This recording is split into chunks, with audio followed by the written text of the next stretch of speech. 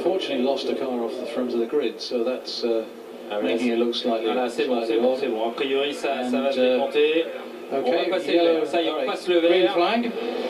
Et c'est parti. And the flag's down, they're off. Non, ça va pas bouger. Ça va rester assez conforme à la grille de départ. Au premier virage, tout s'est bien passé pour le moment. Pas de soucis. Et pour le moment, eh ben, c'est fort devant le comment m'échappe. On excuse auprès de lui, le numéro 43, il a été inscrit au tout dernier moment et du coup on n'a pas beaucoup de précision sur ce. Gilles Landrin, c'est pareil, semble avoir connu quelques difficultés. Pour le moment, il est crédité, enfin il est à la 8e place avec le numéro 24.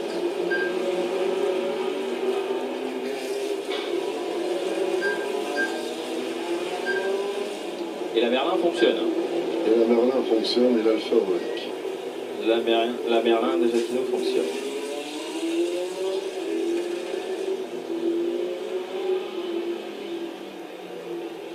Voilà, tenez, vous avez en plein écran la fameuse Géry Egloumi Pascal. C'est grâce à lui que ce plateau s'est reconstitué, c'est grâce à lui que toutes ces petites autos sont ressorties de leur grange, leur garage et des greniers. Il a d'ailleurs pris le meilleur sur Honoré Durand.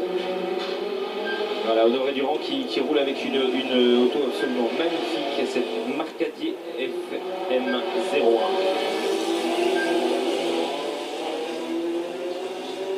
Tenez, elle est à l'écran, elle est magnifique auto. Hein. Ces fourniers Marcadier étaient construites à Lyon par un garagiste qui s'appelait Marcadier, un carrossier qui s'appelait Marcel Fournier.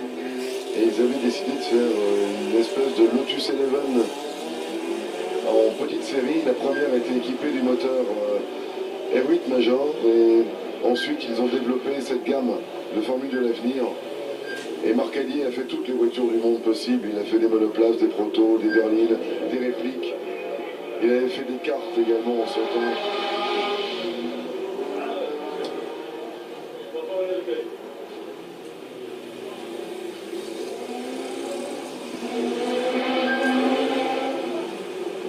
Les deux premiers tournent parfaitement bien. Les deux suivants également, c'est Jean-Louis Magui.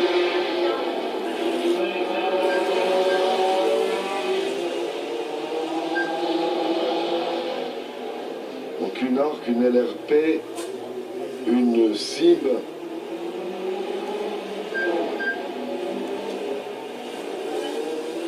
Et une Simkit.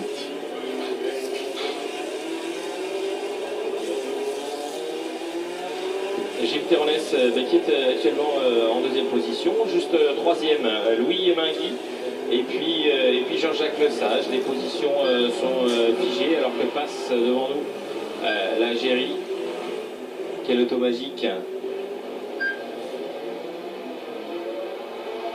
Olivier Arnaud est le numéro 39 également. Olivier qui roule avec une rouillée Martini, un proto 1980.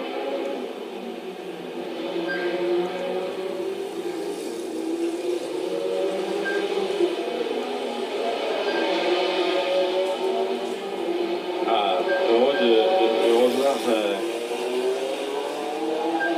Nicolas Bissili avec cette belle Marcadier. C'est une Can-Am celle-ci, mais ça me paraît bizarre. Je ne pense pas que ce soit la Can-Am. Je pense que c'est les toutes premières au contraire. Voilà, parce que c'est marrant, on nous indique la Can-Am, mais la Can-Am elle ne pas comme ça. La Can-Am avait un profil en coin et celle-là, c'est les toutes premières au contraire. Donc sur notre fiche, on n'a pas la bonne info sur cette auto-là.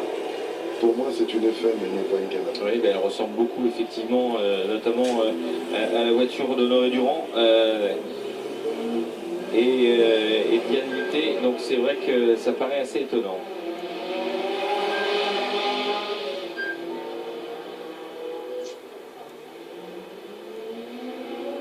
La rouillée Martini, c'est une Lola en réduction. Hein. Oui, c'est marrant. C'est assez marrant.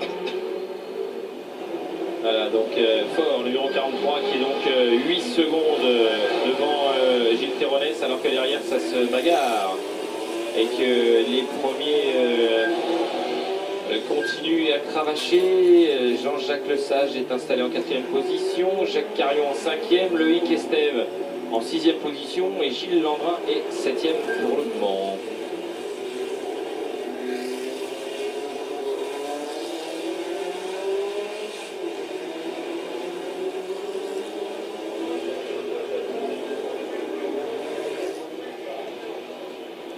Donc Nicolas Massigny sur la marque Cadier FM et non Canam vient d'arrêter.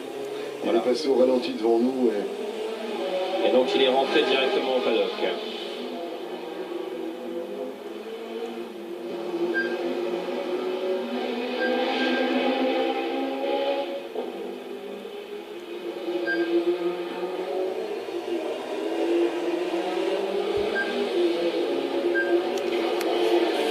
Ce sont des autos qu'on n'est plus habitués à voir en circuit, mais qu'on voit encore régulièrement dans des slaloms ou dans des courses de côte régionales, et parfois équipés de moteurs de moto un peu étonnants.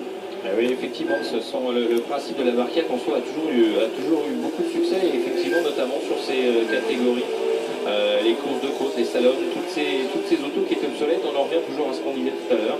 Il y a heureusement un certain nombre de catégories, de disciplines qui sont toujours accueillantes pour des autos